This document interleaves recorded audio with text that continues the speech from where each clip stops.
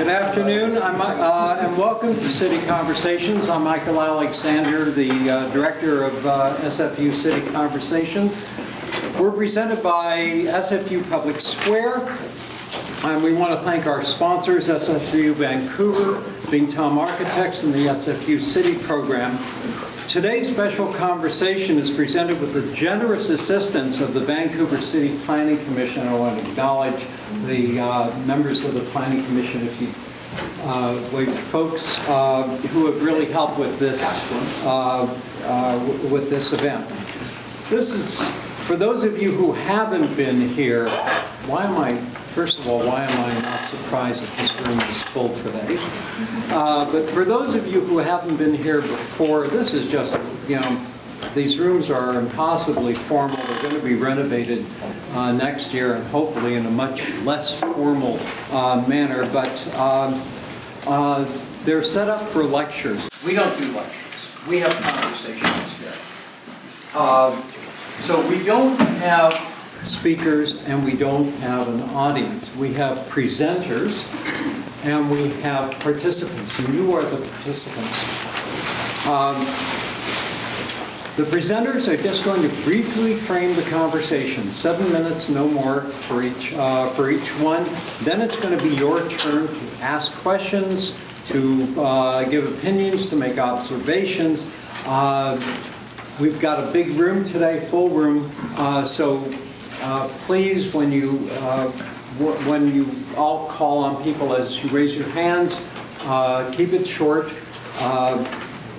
so that we can get as many questions and comments in as possible. But the point is, we want to encourage conversation. Anybody who brought your lunch, thank you so much. It is not rude to eat your lunch at City Conversations. We know that you have busy lives and multitasking is encouraged here. If you're tweeting, it's at CityCon.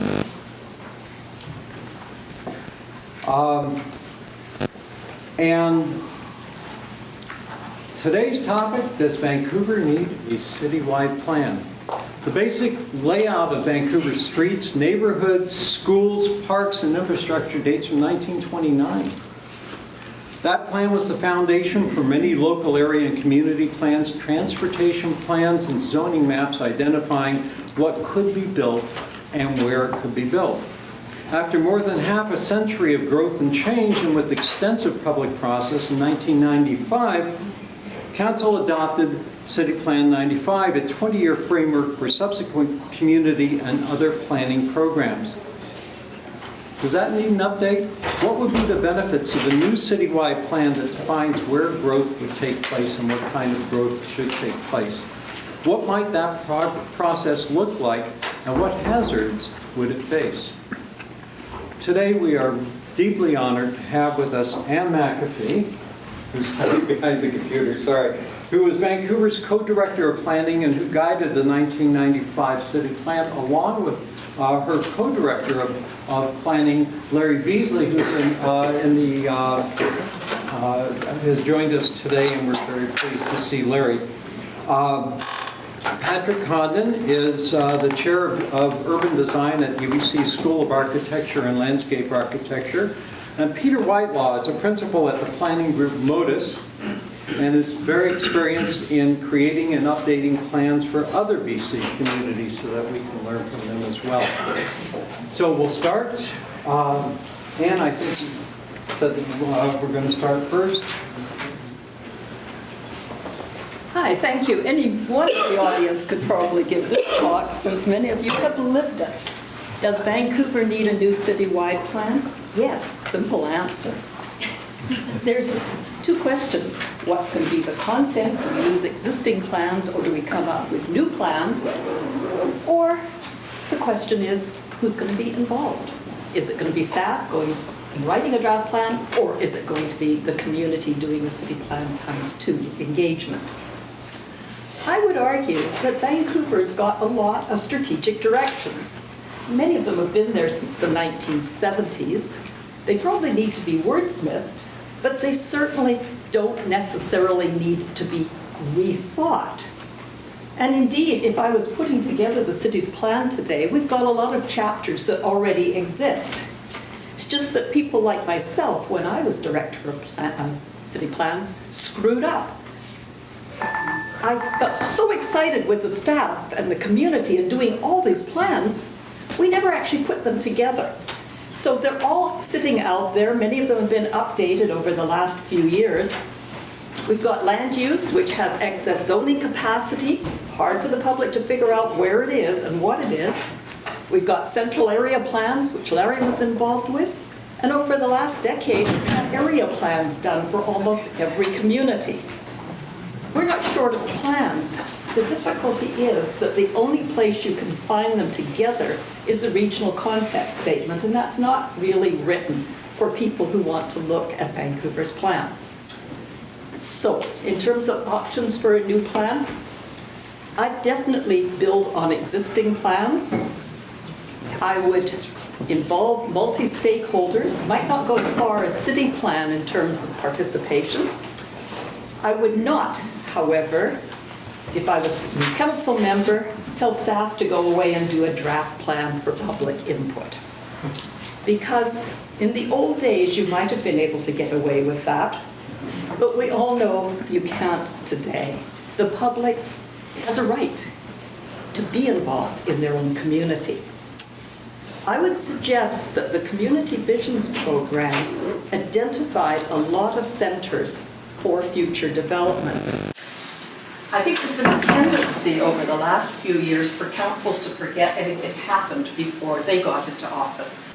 But indeed, when you look at CityPlan, the variety of people who are involved, with almost 100,000 being engaged, I would be out there reminding those folks that they have been part of a process, that their various discussions around increasing housing and where it would happen, and their discussions around services and who pays, and which all ended up in CityPlan, where surprisingly, as one of the conclusions, about 80% supported increasing housing choice in existing neighborhoods, provided growth paid for new services. So we had CityPlan, a lot of citywide policy came out of that. We had area plans, but the neighborhood center program really never got off the ground. The first neighborhood center happened with the community developing new housing forms, developers looking at and discussing with the community what the options were, and indeed the community getting very involved in looking at ways to exchange density for, in this case, a new food store and a new library. When the neighborhood center for Knight and Kingsway went to public hearing, many people didn't even hear about it or know it happened. Because when the public hearing happened, the community said, vote for the plan. There were no protests because it was the community's plan. And I think to some extent that left some people feeling that nothing was happening. Indeed, if you look at Knight and Kingsway today, a lot's been happening, and an interesting article recently was written by Pete McMartin about what happened in the Knight and Kingsway area. So what I would do if I was putting together a new city plan, I would assemble and review the existing policies. I'd encourage the public to come back out and look at the various neighborhood centers identified in community visions. I'd have the menu of different kinds of housing options which were invented at Knight and Kingsway and have been worked on and improved since then. And I would engage the communities in looking at what kind of improvements can happen in the neighborhood using some of the DCL CAC money to accompany new zoning with new opportunities for services.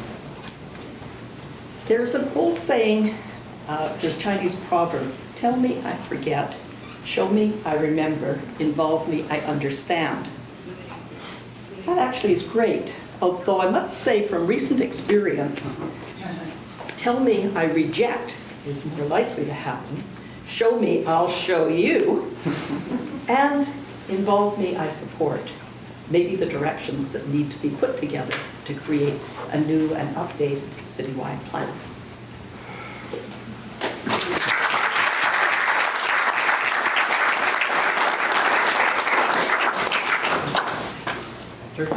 Patrick, I think.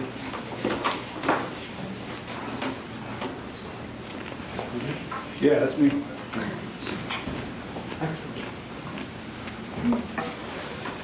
Thank you, Ann, and thank you, Michael, for the introduction. And just to start off with, I agree with 95% of what Ann has said, and that's always the case with Ann. It's the 5% that I'm going to somewhat artificially and hopefully provocatively emphasize. And I'll start off by saying CityPlan, a great plan, and you said it yourself, it didn't actually lead to a plan. I think we've thought we've had a plan, but we don't have a plan. I think the average citizen in Vancouver doesn't know they don't have a plan.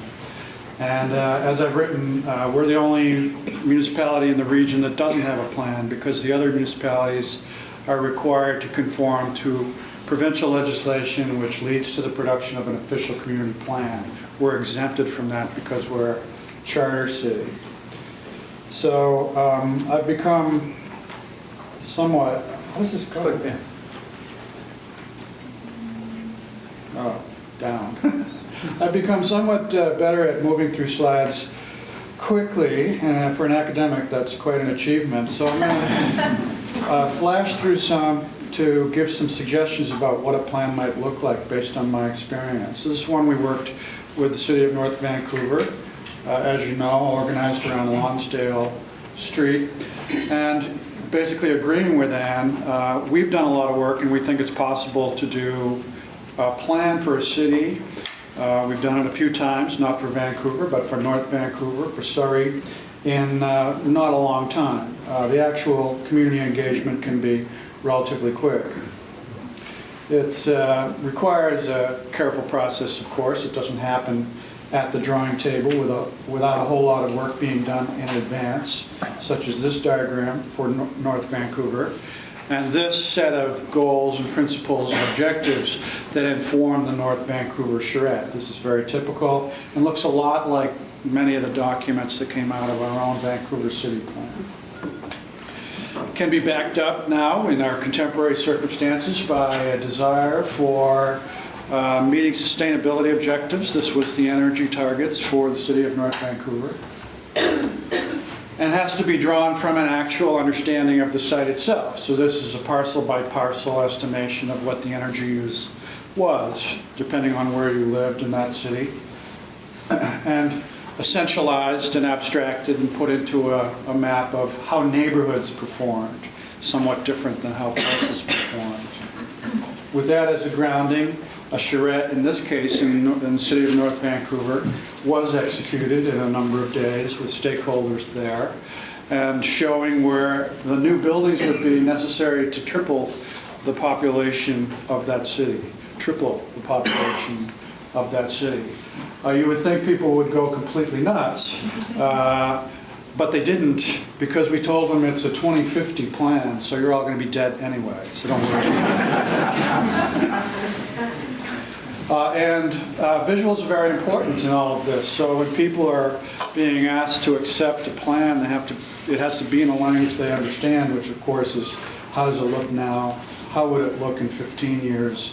And how would it look in 50 years as it comes online? By the way, those of you who think I'm anti-tower, this is evidence that that's not always the case.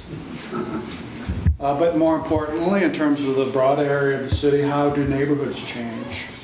And drawing up what those gradual evolutionary changes might be, and how that would be inserted into the fabric of neighborhoods.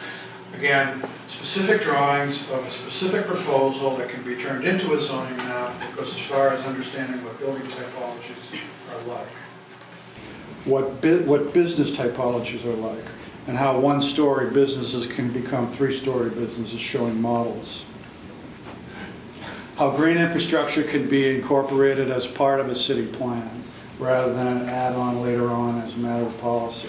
I appreciate the Green City Plan in terms of wanting to do 100,000 trees, but it's basically for what? What is what is really the objective of that, and how does that fit into your idea about how neighborhoods fit together?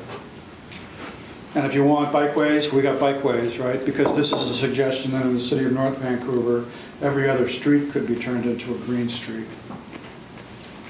At that level of detail, you can see the green bands and you can see the amendments in the houses. As well as at the broad scale, how does the new energy infrastructure operate? Specifically, where is it relative to your greenhouse gas objectives and your objectives to reduce energy? So back to the plan,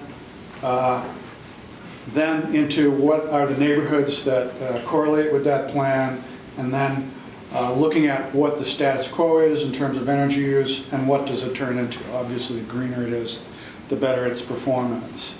A plan is necessary to understand that and to get your arms around where the district heating system would go and how you would shift auto trips to bus trips and biking and walking.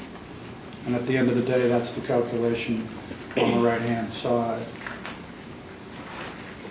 It was a 100-year plan, and the objective was to get to zero greenhouse gas, so there you go.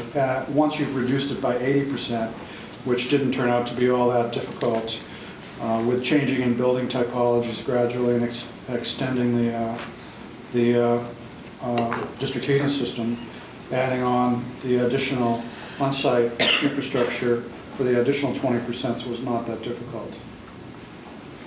So the remaining minute that I have, there's another situation out here which pertains to our question, and that's the places that do official community plans. And I want to turn your attention to Surrey's draft official community plan, which is before the council as we speak. It's a highly detailed instrument, and as Anne has pointed out, it is a vehicle that is comprehensive and that alludes to their other plans, but also incorporates those main points from those other plans. It's very much about land use, about designating what can happen where, in somewhat boring plannerly terms on some pages, but in explicit diagrams on others. And even goes so far as to show how the fabric of their community can evolve over time, so that a cul-de-sac, which is on the left, shown on the right, could evolve in time. So I'll just show one or two more examples from this before I turn it over to Peter. And even to the level of figuring out, how the street infrastructure will change. So I think that's enough. I'll leave it at that and turn it back to you, Michael, for Peter to get a shot at it. There's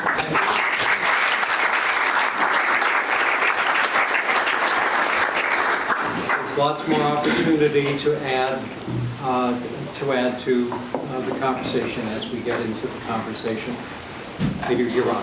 Thanks, Michael.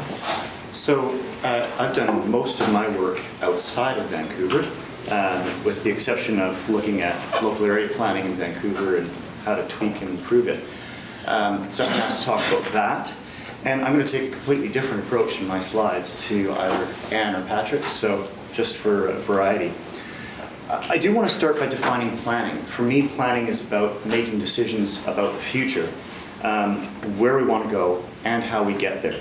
And in this case, we're talking about a plan that shapes decisions about growth across the whole city, where it should go, what it should look like, and what process to use later on to define the details that we can't define in this big, broad plan. The second thing I thought that would be helpful to focus my thoughts was to think about what the problems are that we're trying to solve with the new plan. And I think the first thing is that Vancouver has really shifted gears in the last few years from big development projects on big sites with almost nobody living next to them into development right in neighborhoods. And the momentum that development has been brought to bear on those neighborhoods, and I think some of them feel a little bit like they've been hit by a moving train. Along with that, we've got a very visionary and leading council, and their interest in hitting big issues at the time, taking leadership on those, has led, I think, to some people, again, not being felt that they've been heard. So that's been an issue, and again, it feels a bit like they've been railroaded. Adding to these points, the scale of development is quite high. The negotiated approach for rezonings is a big potential for conflict of interest. And a lot of city resources, I understand, have been focused more on the big sites than on the small spaces. So there's a sense of maybe favoritism. And the last thing that I've certainly noticed is that even at the neighborhood plan scale, there are rarely enough specifics to deal with some of those big issues of form and height and density, which have been really key. So all of these things have built some level of distrust in the democratic process and the process that people have to engage in making those decisions about the future. What does experience elsewhere tell us about what to expect from citywide planning? We'll solve these problems. To me, I think it has some potential, but it's certainly not a silver bullet. Citywide plans can be valuable, and as Patrick has pointed out, places like North Vancouver and Surrey have been quite successful, but they can as easily be a waste of time. Communities with OCPs have many of the same issues that Vancouver does in terms of dealing with site-by-site developments, rezonings, major changes, and they often have to come back and revise their official community plans as new projects come forward.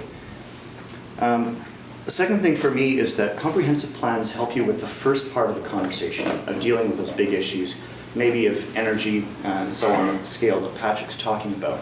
But they don't necessarily help you deal with the specific details at the street level.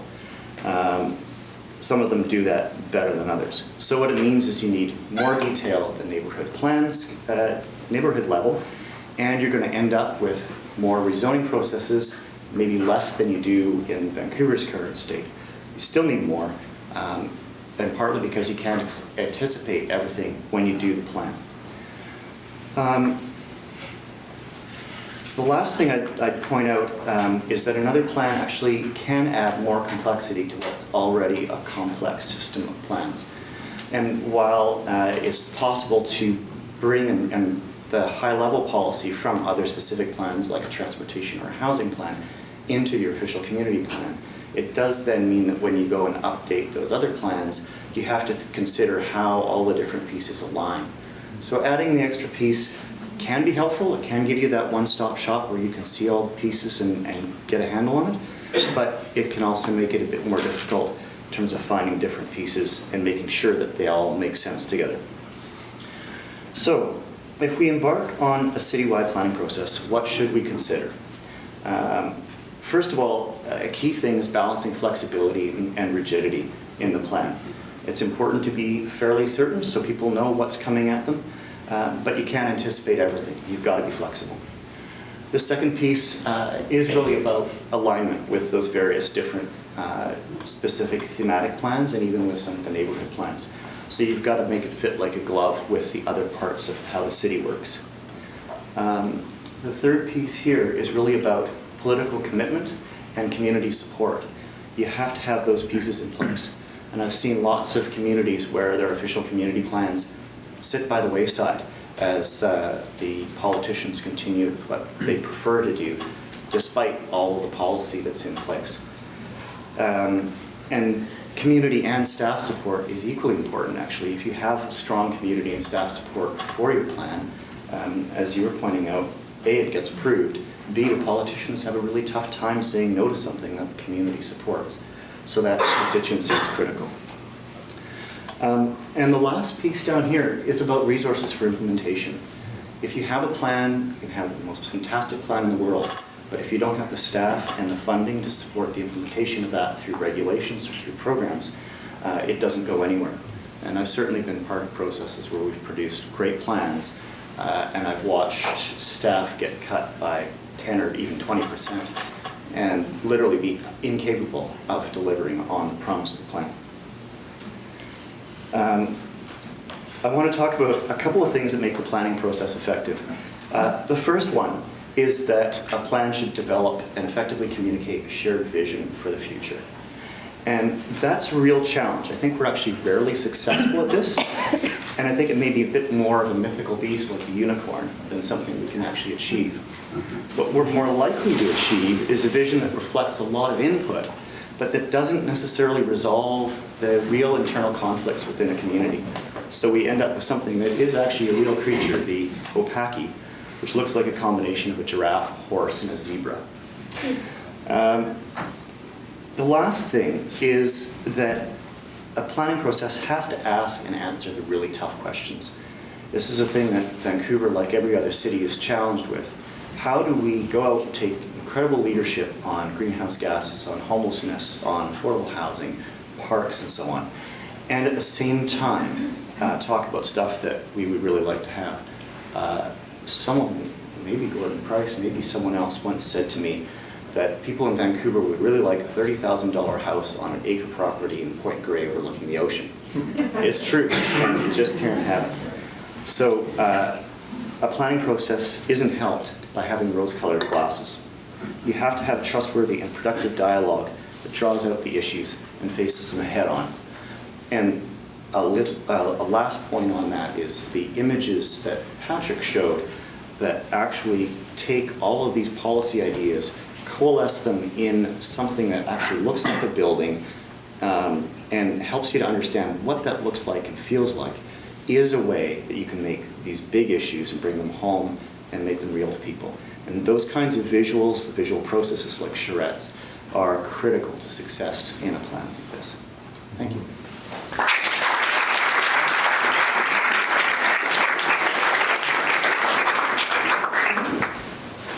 Peter, thank you. Okay. We're going to start this process, this long conversation, if there is to be a city plan, informally and today. I'm going to ask you to raise your hands. There are going to be bunches of people, so I'm going to call you by number because otherwise I'll lose track of you. And before we do start, I want to, I see Councilor Adrian Carr in the audience. Thank you very much for joining us. Congratulations on your re-election. And I want to acknowledge your presence today. Thank you.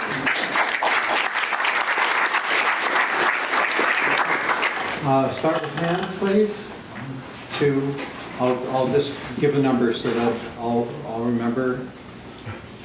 Yeah. This is one over here. 3, 4. Okay. Please. Yeah, but just the Modus presentation mentioned resilient processes in reference to planning. So I'm interested in just maybe hear you talk a little bit more about what resilience means in terms of the process, and perhaps a little bit more about what resilience might mean in terms of a resilient city plan. What would that imply for a city plan? Perhaps in the context of like a post-disaster kind of scenario. So it's probably about 3 questions in there, but basically revolving around the term resilience. I seem to see it cropping up more and more in the academic discourse. Sure. If I used the word resilience, it was a mistake, actually. I find it to be a painful term in many ways. But that aside, I think the key issue for plans is that balance between certainty and flexibility, and especially with a community-wide plan done at most every 10 years, and more often every 15 to 20, and the city plan it'll be at least 20.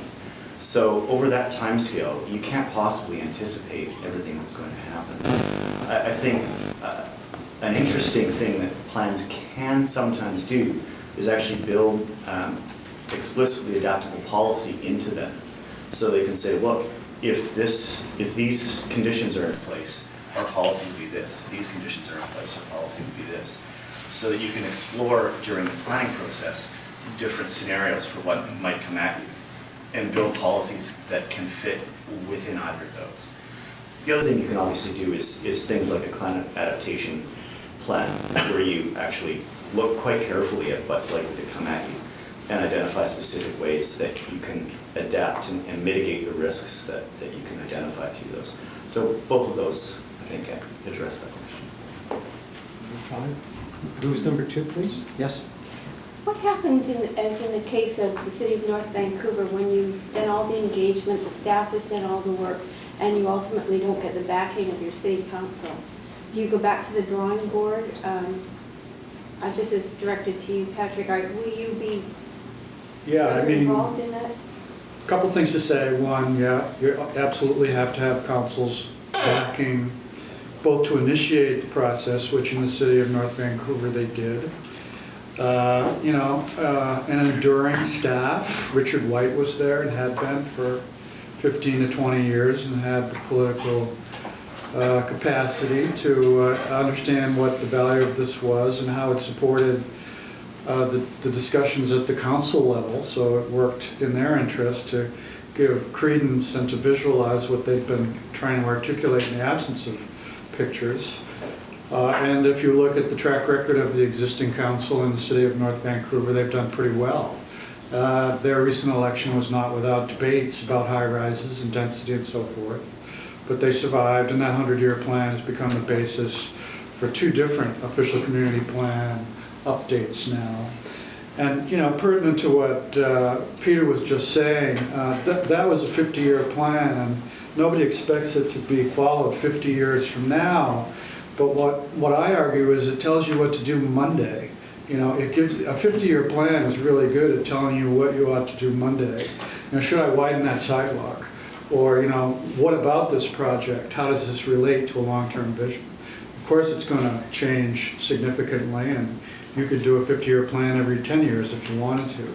But I think, particularly in our time, where we're all trying to create a sustainable city for our kids, and that takes 50 years to execute because cities change so slowly. That's the real value of it. In response to your question about the role of the politician, when I go elsewhere in the world, because a lot of people are interested in how did Vancouver turn from what it was in the 50s and 60s, which I would say was an unspectacular city in a spectacular setting. And then 30, 40 years later, we're suddenly one of the most livable cities in the world.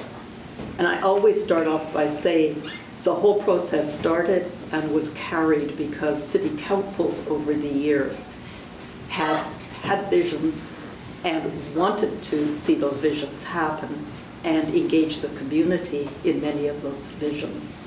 And so I always start, if you don't have the political support to start, why even start your planning process? I was part of a planning process called the Vancouver Plan in about the late 1980s. And it was when staff really felt we needed a citywide plan. And the council kind of said, yawn, go ahead. And we did it. It was received by council. Council said, yawn. And it went on the shelf. It wasn't until later that council got so frustrated by what was happening every time staff and council proposed a new development that it was getting opposition. That then council said, and I still remember Gordon Campbell taking his shoe off, banging it on the desk and saying, let the public walk in our shoes. And so to me, it's the public engagement, and to the question about resiliency. We can't anticipate everything that's going to happen, but if you have a very knowledgeable, engaged public, when some major issue happens, you've got the ideas of a whole community to call on. That was number 3? Yeah. Is that correct? 4, and then... Number 3. Sorry, number 2, number 3 then. Yes. I'm interested in that public engagement process and how a large citywide plan would, how different neighborhoods would interact with each other. One of the things we've seen with the Grandview Woodland local area plan right now is that some of the objections that came up from residents was, okay, if I'm being asked to take on more density, am I being asked to take on more than my share versus other neighborhoods? And another issue that has come up is the issue of we don't have as many parks as other neighborhoods. This is, again, an inter-neighborhood equity issue. So I can see how a large citywide plan would help with that, because then you could help to map out, who's getting what density and that issue of fairness. But on the other hand, I look at the plan that just went through in the downtown east side and how that put the brakes on development to a certain extent and put a lot of emphasis on not having displacement. And I wonder if the entire city was doing a plan at the same time, if the emphasis on the needs of people in local communities, especially that didn't have political capital, would be less. And if a group like the Downtown East Side or other groups that didn't have as much political influence would get railroaded by the aspirations of other parts of the city that displace misery or undesirable things towards those areas that can't resist them. So I'm just interested in that inter-neighborhood dynamics and even how you would go about the public participation to create a healthy process. Maybe one day you can give a talk on city plan. But the notion there was to engage people from all communities, thinking about the city first. And just to very quickly comment on how you engage people who aren't normally part of a political process. One is translation. City Plan ran in 6 written languages and 8 spoken languages. It brought a whole new community to the table. Secondly, in areas like the Downtown East Side, are people necessarily able to write sort of academic pieces or pieces about their neighborhood? No. But we certainly had staff sitting down with people and talking to them and then writing up the material on their behalf. I think that you need the broad citywide discussion to set a context, and this is one of the things I wonder about some of the plans now that seem to be just happening. But are they going to be taking their share? And just as an example of how you look at the take share idea, during the city plan visions process, a neighborhood would be doing a plan using the broad context that had been approved through CityPlan, and the neighborhood would be very engaged. But we also had a group called the City Perspectives Panel. Anybody ever heard of the City Perspectives Panel? They were a group of people from other neighborhoods around where that plan was being done. And they were invited by council to watch what was happening in that neighborhood. And if that neighborhood was busy saying, well, everybody else can take more density, but not us. Everyone else can take recycling center, but not us. Those citizens from other neighborhoods were there to say, excuse me, if you don't take a share, what happens in our neighborhood? So I think neighbor to neighbor can also be part of a process to make sure that the issues and interests of all are involved, not just each neighborhood on its own time. And I'll add one thing to that. Having done this not in Vancouver with the authorization of the Vancouver city, but in many of the surrounding cities, over 20 times, we have never found a case where if you frame the question correctly, people will operate from their selfish interests. It's a matter of setting the goal. What kind of city do you want? Where do you want your kids to live? Do you want them safe? Do you want it to be affordable? Do you want, ways to get around other than the car? Do you want natural resources protected? The answer to that is always yes, yes, yes. Because, people really are the same on that one. It's when we get mired down in the muck of, well, I don't want that next door to me, or as you say, this neighborhood's not taking its share, that it goes off the rails. So my experience, which I'd share with the people in this room, is I think CityPlan did this, except they didn't come up with a plan at the end of it for the whole city as a map. My advice is start with a discussion of what do you want your city to be like? What is your main goal? What are your objectives on the way to that goal? Formalize that agreement. And then execute a planning process that would come up very quickly with a plan. I mean, the word charrette is bandied around often incorrectly, but I don't think it's inconceivable to, at a certain point in this process, have a citywide charrette with 20 different tables around the city, organized around their own geographic area, but connected and exhibited as a plan for the whole city at one time. I think it's actually totally doable. The only caution I would have, and a number of years ago, the Vancouver City Planning Commission, who are hosting today, did something called the Goals for Vancouver. And that was a creative look at everything people would like about their city. The difficulty in trying to implement it was that it never engaged people in the tough choices. And so we had developers standing there with the Goals for Vancouver, waving them and saying, it says we want to add housing in the neighborhood.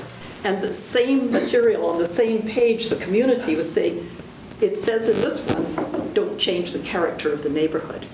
So you do at some stage really have to get to some of those tough choices, whether it's limited land or limited money, and how those choices are going to be made becomes a basis often for then having to make some tough choices. And I just want to interject because I'm getting excited. I argue that it's the drawing, the actual drawing, that resolves those contradictions. Because when you actually put new buildings on the ground, actually take away somebody's house, actually change things, actually have a new street where there wasn't one before, you know, those are where those contradictions become obvious. You can't avoid them when you're doing the drawing. That's why the drawing is so crucial. Excepting, remember, how big is the city of North Vancouver? I said 20 tables, not one. Well, 20 tables might be 20 of this group in the room. There's over 1 million people use the city of Vancouver every day. I think you can do it. I maintain you can do it. We've got 20 minutes left, number 4, number 5, and then everybody raise their hands, okay. 6, 6 down here. 6, 7, okay. Yes, thank you, Michael.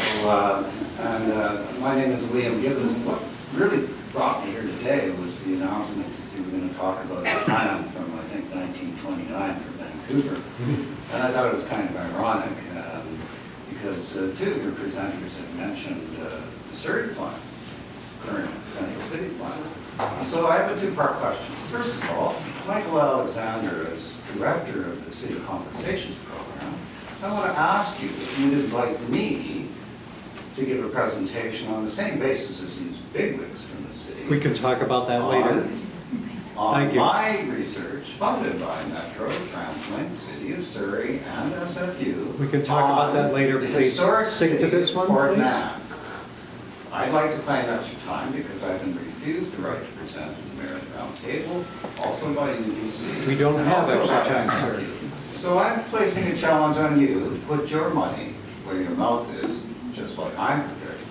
Now, for our speakers. Can we get back to this particular Let me just interrupt. Please, no, So please. back You to said our it 3 speakers times. and your mention of the City of Surrey's current plan for Central Surrey. The 1910 to 12 plan for Port Metro is actually out of the picture, and it's very significant because the plan for Port Mann is intimately tied with the history of Vancouver, particularly because it was one of BC's first major alleged real estate fraud cases, and that is tied to the switching of the railway terminus from Port Mann to Vancouver. Not unlike the play for the Broadway subway, which Mr. Robertson is trying to pull off. And so we're faced with many regional issues. So my question for our speakers today is, remember news reports recently have talked about conflicts with people wanting a mega city or not. Regional city centers managed by the people that live there or a mega metro region. And speaking as someone that ran in the 2011 provincial by-election in Vancouver Point Grey and ran in the provincial election. Let's get to the. Can we get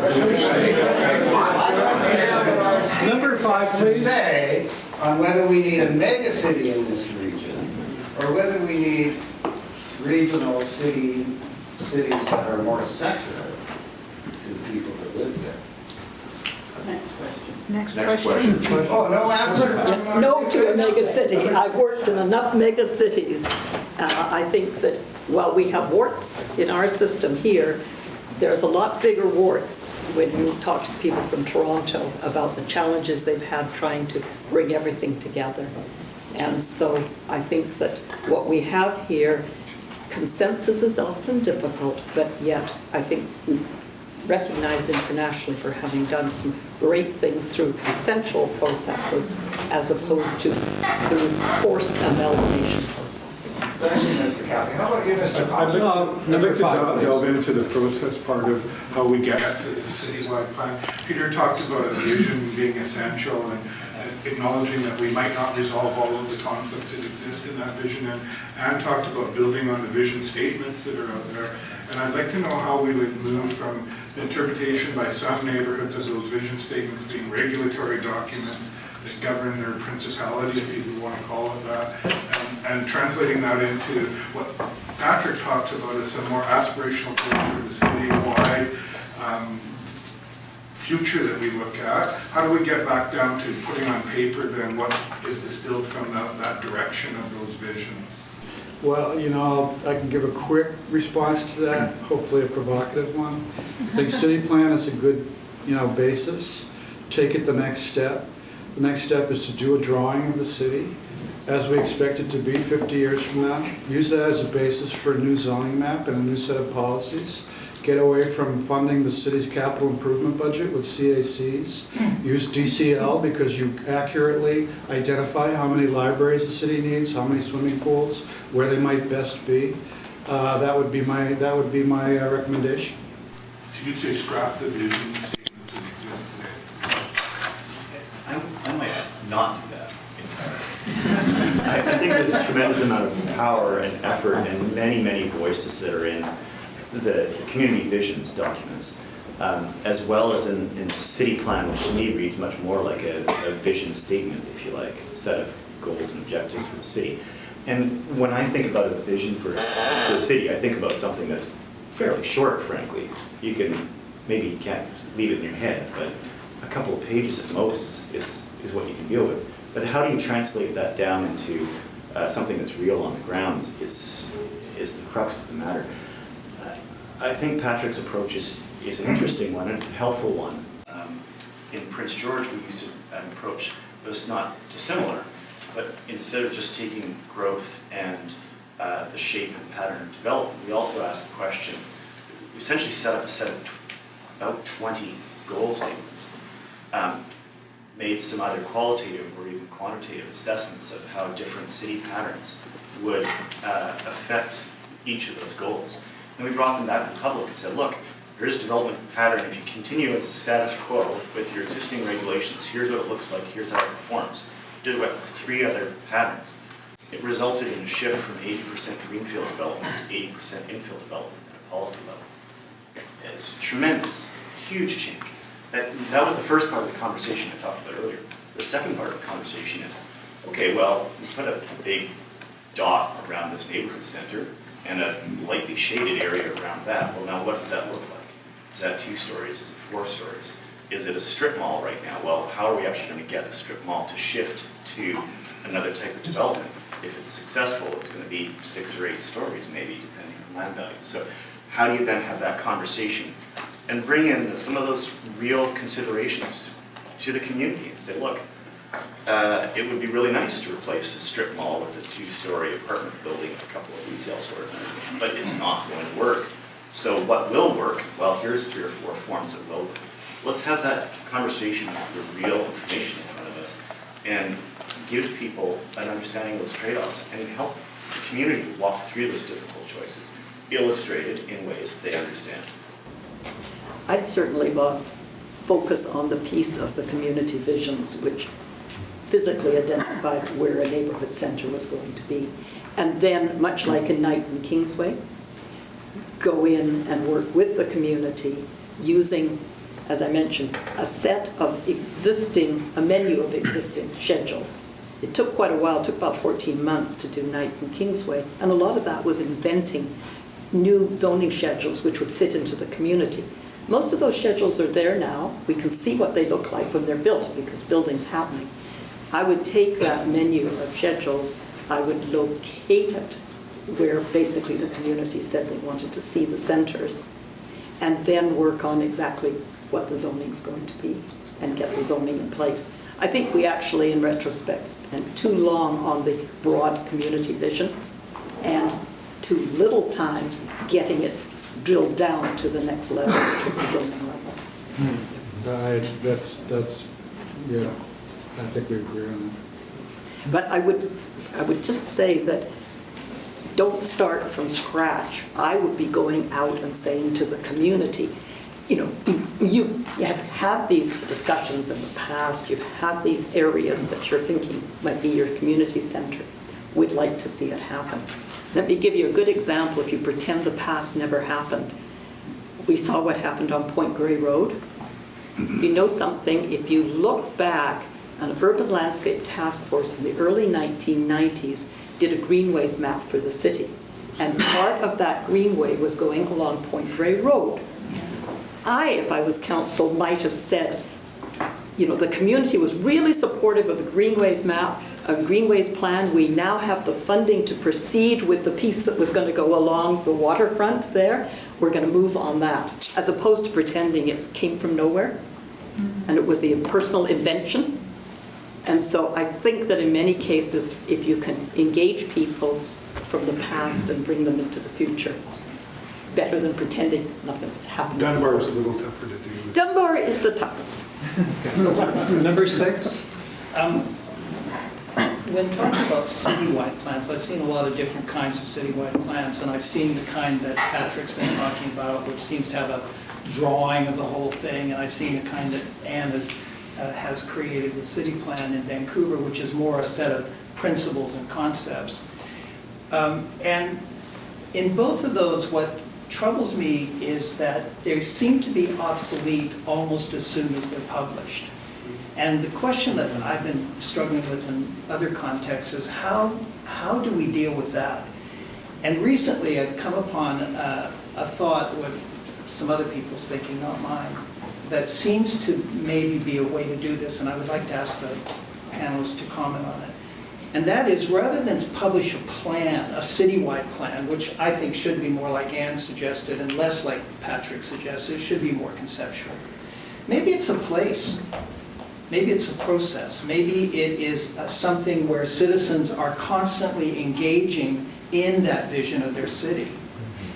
That is really documented in a three-dimensional place. It might have a model, it might have music, it might have many other kinds of ways to document that, and once a year is confirmed to be the vision of the place, and it just keeps going on and on and on. And then leave the drawings to the specifics of neighborhoods and communities and that. And I just wondered what the three panelists might think about this. You see, I think that with the social networks that we have now and the speed of communication we have now and the speed with which we change our opinions that we have now, that to publish a plan and say it's from now to 2050 is becoming less and less relevant every day. I respectfully disagree. I think that the drawing is fundamental as the access way for citizens to understand what they're buying into and to be able to engage in a policy discussion without glossing over the contradictions between, housing affordability, transportation, desirability of new green systems, because the drawing has to resolve those contradictions. You could do Wait that a in a minute. place, though. Excuse me, just a minute. Having said that, however, I don't think that the drawing is a fixed document. It can be an organic document that grows into the future. I think it would behoove us, though, to use a drawing or a series of drawings to at least, if nothing else, update the zoning map and to have a citywide document that relates to, valid, if not forever, for 5 or 10 years. And then my final comment, without wanting to take the floor for too long, I really think starting with an objective of 50 years in the future is a necessary precondition for understanding where you want to go. Cities take that long to get built. And again, I'll repeat it, it tells you what to do Monday. It also gives the citizens something much more robust than a policy paragraph about what's going to happen in their neighborhood or what they have collectively decided. They can say, well, what you're proposing with that 40-story tower next to this Broadway subway station does not look at all like I thought we were going to get. So, can I jump in on that one quickly? I've been a big fan of the idea of small plans with enabling systems for implementation and really invest in resources in implementation. I'm intrigued by the idea of having a plan sort of in a place, and it could be in a digital place as well. And I'd argue that you could draw policies from the various panoply of plans that Anne showed and pull them together digitally into a place that captures them and makes them easily accessible to people. I happen to like the visual representations. But if you think of a plan, I talked about planning as making decisions for the future. And we're doing that daily. So a plan, to think about a plan as a thing that lands in 2015 and then doesn't get changed in 2025 is crazy. We actually need to think of plans and planning as being, talk about living documents, but we literally need to think of them that way and maybe actually create them and maintain them that way. And maybe that's a bit more what you're talking about. There's a lot of space for diagrams, images, to say that's what this plan looks like here or here. But I love that idea. So for me, it's about a small plan as a document that captures that guiding direction, the policies, that vision, and that's then built on over time and adjusted over time with diagrams, new policies, new directions, experiments, whatever it might be. Yeah. Thank you. Time's getting short. Number 6, number 7. Yeah, I thought there was 7, sorry. Oh, sorry, number Sorry, 7, go ahead. number 8. Sorry.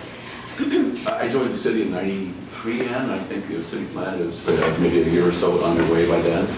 And when the then director of planning, Tom Fletcher, took me over to the CityPlan group's office in City Square, I was looking at what they were doing and asked a basic question, which is what Peter said at the beginning, was a plan for? And I asked, what was this to accommodate growth? And the then senior planner involved with that said, no, it's not about growth. I couldn't conceptualize planning for the future that didn't accommodate that. And his answer was, it's about change, whatever that is, the maturing of neighborhoods, the turnover, the change of one group's generations for another, I guess, but not necessarily to accommodate more people, which is a sort of a shocking thing in today's light, where we know we have to accommodate more people.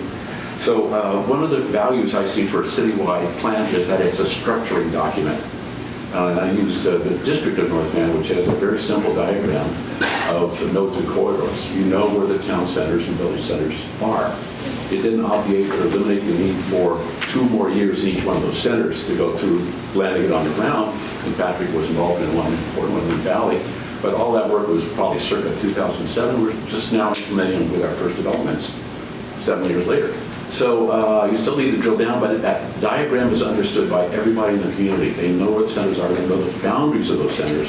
They know, generally speaking, what can go on there, and there's even a number attached to how many people or how many units could be accommodated there. So I think some kind of conceptual notion with numbers as well as imagery, and a diagrammatic thing, which may be Peter's very short plan embellished with enough document, low versus high and what the land uses, is sort of an interesting tool. As long as you can maintain that notion. We don't have that in the city of Vancouver. We don't have an overall armature for how centers can grow. We don't have a hierarchy of centers. It was capacity-driven, not how demand is accommodated. And the only Got 3 minutes. The only thing I would add to that is that I also worry about what the priorities were for community services. Because my impression has always been that if people have change and more density, they'd like to see something in return. Number 7, thank you. Hi. I'd like to just follow up on one of the earlier questions. This question is directed at Patrick. In terms of social resiliency, because what we are talking about is livability in a plan, what role do you think the public realm and urban design play in terms of social resiliency in the time of climate change and perhaps peak oil? Well, in a minute and a half left. You want to try to get one more question, catch a question there. I mean, I don't know. I mean, I'm an urban designer, or I call myself, I'm leading that group, so I think it's important. I think the drawing is a way to resolve some of those issues at the same time you're dealing with affordability, transportation. I think it's in the drawing. I wanted to pick up on what Larry said, because I was thinking the same thing. As a city planner who's done a lot of city plans, including the most recent City of North Vancouver OCP, which benefited greatly from Patrick's work and the work of PCS and the idea of the 100-year plan, I started to think, why do we fixate on the plan? Recognize that we're constantly planning, we're constantly making decision makings, and how do we set up a framework in the city so that we're constant, we can have these conversations, and maybe they're smaller in scale on some issues, bigger in scale on bigger issues that do require investments and big pictures. And maybe as much as I do believe that shredding and drawing has to be part of the process, can we get off the form of development question to the model of development and questions of how we develop and what kind of relationships are involved between communities and the city and other stakeholders as we move forward. My question is, do we really need a plan?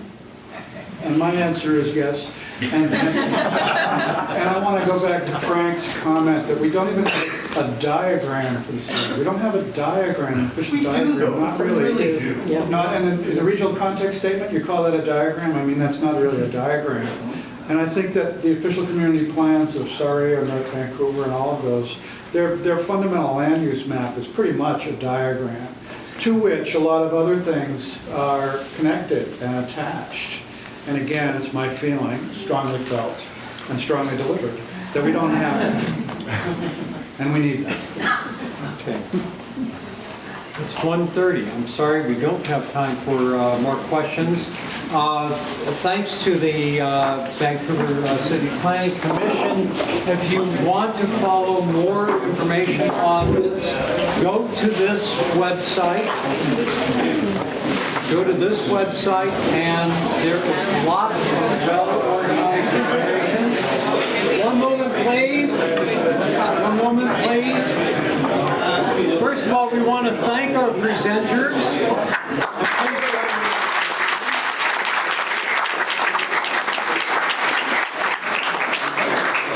We want to thank the Vancouver City Planning Commission for their assistance in putting this program together today.